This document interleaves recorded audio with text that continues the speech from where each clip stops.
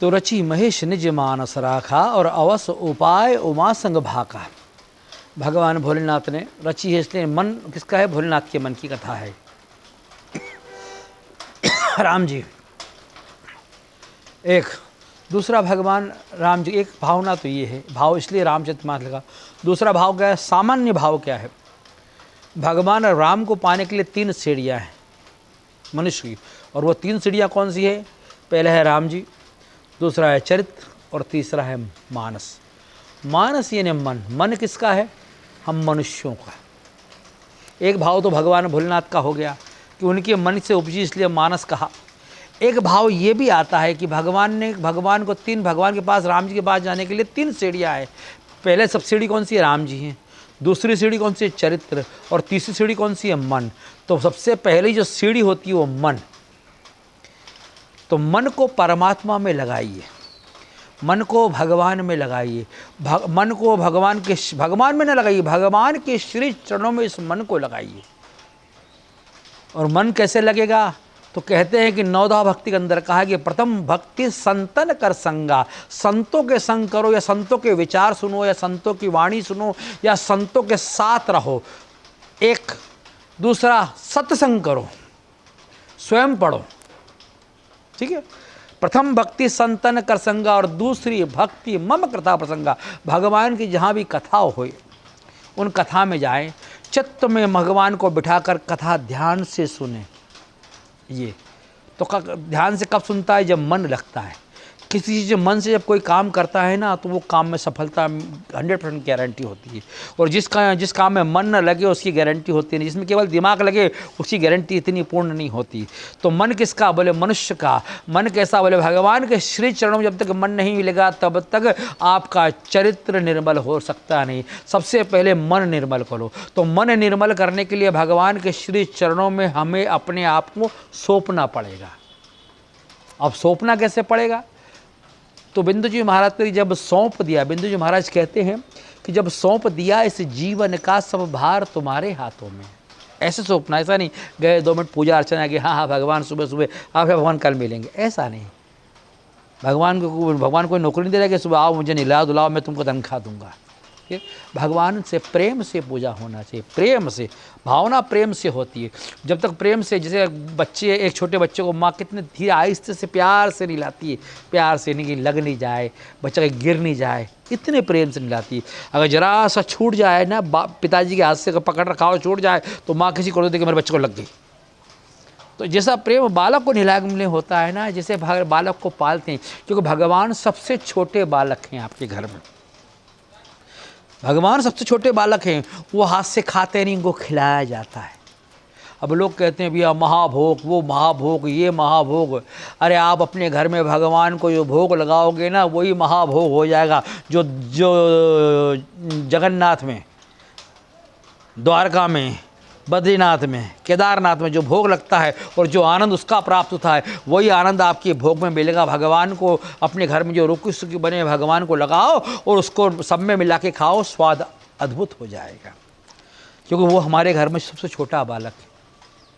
अब से आपके 4 घर में 4 जने ना, जैसे 5 जने हैं भगवान को मिला के, अगर बस सदस्य मानो। जब तक भगवान को अपने घर का सदस्य नहीं मानोगे तब तक परमात्मा मिलने वाले नहीं। भगवान को पाना है तो पहले संबंध बनाना पड़ेगा। जब तक संबंध नहीं बनाओगे तब तक परमात्मा मिलने वाले। सबने कुछ ना कुछ भगवान संबंध बनाया है। मीरा ने भगवान को पति बनाया है, तुलसी ने भगवान को इष्ट बनाया है, अर्जुन ने भगवान को मित्र बनाया है, अर्जुन भक्त भी है। 2 सुदामा के मित्र हैं। तीसरा राधा जी ने भगवान को अपना प्रेम बनाया है। और सब ने कुछ ना कुछ भगवान से संबंध बनाया है। तो हमको संबंध क्या बनाना है? पहले सोचें। भाई बनाएं, दोस्त बनाएं, माँ बाप बनाएं, क्या बनाएं? ऐसा क्या बनाए? भगवान से कुछ संबंध बनाए। संबंध बनाए तो जो संबंध बनाए उसके जैसे माता पिता बनाए, तो जैसे आप अपने माँ बाप की सेवा करते हैं वैसे भगवान को पिताजी माँ बाप समझ के पूजा करें। आपका भाई है तो भाई को राखी बांधते हैं, इससे पूजा करें। गुरु बनाया है तो गुरु इसी पूजा करें। उनको बिल्कुल ऐसा माने जैसे आप अपने भाई को मानते हैं। और दोस्त बनाया तो दोस्त भी बनने को तैयार है भगवान। तो कोई संबंध बनाए, और फिर संबंध बनाए, उस संबंध को निभाना चालू कर दें। ठीक है, जब संबंध को निभाएंगे तो अपने आप प्रेम बढ़ जाएगा, और जब प्रेम बढ़ जाएगा तो मन में परमात्मा निवास कर जाएंगे। इस चित्त में प्रेम बढ़ना चाहिए ना। जब तक प्रेम नहीं होगा तब तक हम डालते, ठीक है यार भगवान चलो खाना पूर्ति, शाम हो गई भी आरती दिया बत्ती का समय होगा, सुबह से दिया बत्ती का समय होगा, बस ये खाना पूर्ति, प्रेम से नहीं। तो भगवान को प्रेम से भोजन कराइए, ठीक है ना। और वो भोग को सभी खानों में मिलाइए, जो खाना अपना भोजन बनाया है, और फिर सबको खिलाइए। देखिए उसका कितना अद्भुत स्वाद हो जाएगा। एक तो मन से प्रेम, भगवान के मन से मन को निर्मल करें। हम कहा कि निर्मल मन जन सो मोहे पावा, और मोहे कपट छल छिद्र पावे। मन को निर्मल बनाइए। मन निर्मल कब होगा? जब भगवान के श्री चरणों में अपना ध्यान लगाएंगे। भगवान में ध्यान नहीं लगाना, भगवान के श्री चरणों में, क्योंकि जो जादू है भगवान के श्री चरणों में, क्योंकि जो भी मांगता है भगवान के चरणों को मांगता है। तो जब भगवान के चरण ही आपके पास हो जाएंगे तो फिर भगवान जाने वाले कहाँ हैं? पाँव काट के तो भगवान छोड़ के चले नहीं जाएंगे पाँव, तो भगवान के चरणों को पकड़ लो। इस बहुरूपी सागर से पार होना है तो, और मैं तो कहता हूँ पार नहीं होना, हमें पार नहीं होना, हमें तो जन्म मृत्यु के चक्र में घूमना है और आना है, लेकिन हर जन्म में भक्ति करना है। जन्म जन्म मुनि जतन कराए और अंत राम कहे आवत नाय। हमें वो नहीं चाहिए कि मरते समय राम निकले ना आए, हम तो नित्य राम बोले, नित्य पूजा करें। काहे को अगर मरते समय राम ना निकले, लेकिन हमने जो हमारे बैंक में राम नाम, भगवान राम की बैंक में जो राम नाम अकाउंट में जो अपना जमा किया है ना, उसके कारण भगवान को हमें दर्शन देना पड़ेंगे। ठीक है, तो मन निर्मल होगा, इसलिए रामचरित मानस मन निर्मल होगा, इसलिए मन कहा। फिर जब मन निर्मल होगा तो चित्त निर्मल होगा, चित्त निर्मल होगा तो चरित्र निर्मल होगा, चरित्र निर्मल होगा तो पूरा जीवन निर्मल होगा। जब दोनों हो जाएंगे, मन निर्मल हो गया तो चरित्र निर्मल हो जाएगा, जब दोनों हो गए तो उसको भगवान राम से मिलने में देरी हो सकती। इसलिए कहा कि राम चरित्र मानस, मानस चरित्र राम। तो चरित्र मन अच्छा निर्मल हो जाएगा और मन निर्मल हो जाएगा भगवान का, ऐसा स्वरूप मान के इसलिए कहा रामचरित्र मानस, इसलिए लगा कि रामचरित्र मानस उसका नाम। दूसरा श्रीमद् भागवत, इसका नाम श्रीमद् भागवत क्यों कहा? एक विचारणीय प्रश्न है। तो श्रीमद् भागवत इसलिए कहा, श्री यानी राधा जी कह सकते हैं, श्री यानी भगवान को संबोधन कर सकते हैं। श्री जो बड़ा होता है हम उसे संबोधन करते हैं, तो श्री यानी भगवान, श्री यानी राधा, श्री यानी लक्ष्मी, तो श्री यानी भगवान ठाकुर जी। लेकिन मेरी जो धारणा, मैंने जो पढ़ा है, जो सोचा है, जो समझा है, मैं सोचता हूँ श्री यानी राधा है। मद यानी अहंकार, श्री मद यानी अहंकार, श्री यानी राधा जी और मद कौन? हमारा अहंकार। श्री यानी राधा जी, मद यानी अहंकार, अहंकार को मद कहते हैं। श्री यानी राधा जी के चरणों में अपने अहंकार को समर्पण कर दो। ठाकुर जी से नहीं मिलना हमको, क्योंकि ठाकुर जी स्वयं भगवान राधा मैया का ध्यान करते हैं। कृष्ण आराध्य राधा, कृष्ण की आराधना है राधा। भगवान कृष्ण किसकी आराधना करते हैं? तो राधा की करते हैं। भगवान शिव राम की करते हैं ना, तो भगवान कृष्ण श्री राधा जी की आराधना करते हैं। तो श्री यानी राधा जी, और श्री राधा जी के चरणों में अपने अहंकार को त्याग कर दो। श्री मद को त्याग कर दिया, भागवत हमारा भाग्य उदय हो जाएगा। श्री मद यानी अहंकार को त्याग दो तो भाग्य, हमारा भाग्य उज्जवल हो जाएगा। तो श्रीमद कृष्ण राधा जी के श्री चरणों में अपने अहंकार को त्याग कर जो मनुष्य भगवान से जुड़ता है ना, राधा जी से जुड़ता है ना, उसे भगवान कृष्ण मिलते हैं। तो ये व्रत है श्रीमद् भागवत, व्रत यानी उपास, तप, ज्ञान। हम केसरी में हमने आज तप किया, व्रत किया है, आज उपास किया है, तो भागवत सुनना भी एक उपास है।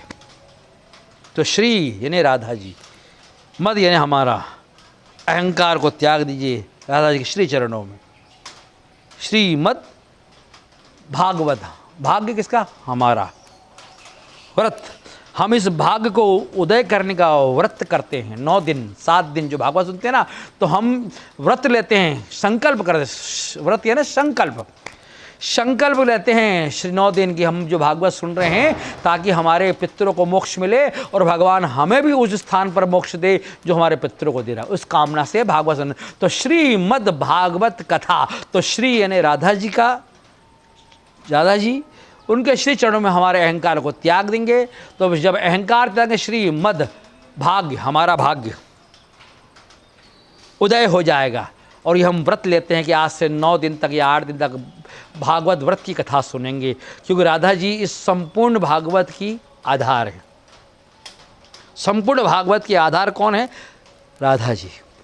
तो इस राधा जी के श्री चरणों में सुने और राधा जी को अपना आधार मानकर भागवत सुनिए। भगवान कृष्ण को आधार मान के न सुने, क्योंकि राधा जी कौन है? भगवान कृष्ण की आत्मा। कृष्ण आराध्य ते राधा, जिसे कृष्ण, जिसे हम भगवान कृष्ण का ध्यान करते हैं ना, जैसे शिव जी का ध्यान करते हैं, माँ भगवत का ध्यान करते हैं, लेकिन कृष्ण जी किसका ध्यान करते हैं? बोले कृष्ण केवल राधा जी का ध्यान करते हैं। जैसे हम भगवान कृष्ण की पूजा करते हैं, तो कृष्ण किसकी पूजा करते हैं? राधा जी की पूजा करते हैं। कृष्ण आराध्य ते राधा, तो इसलिए कहा श्री यानी राधा जी, मद यानी अहंकार। राधा जी के चरणों में अपने अहंकार को त्याग दीजिए 9 दिन के लिए।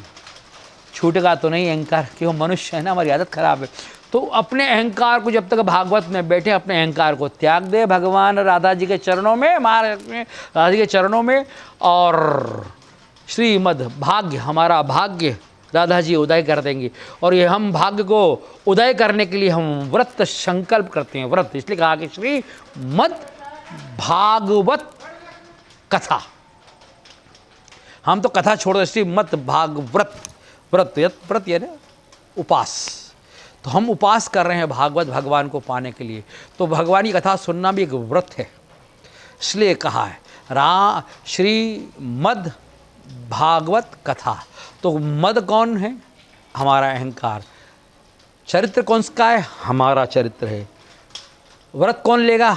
हम लेंगे, क्योंकि हमें हमारे पितरों को मोक्ष दिलानी है इस 16 दिन के श्राद्ध पक्ष में। और श्रीमद् भागवत की जो संपूर्ण आधार है वो राधा माँ है, क्योंकि स्वयं कृष्ण जी आधार है। कृष्ण आधार ते राधा, कृष्ण जी का आधार है राधा। बिगर राधा के कृष्ण अधूरे हैं। वृंदावन में जाइए।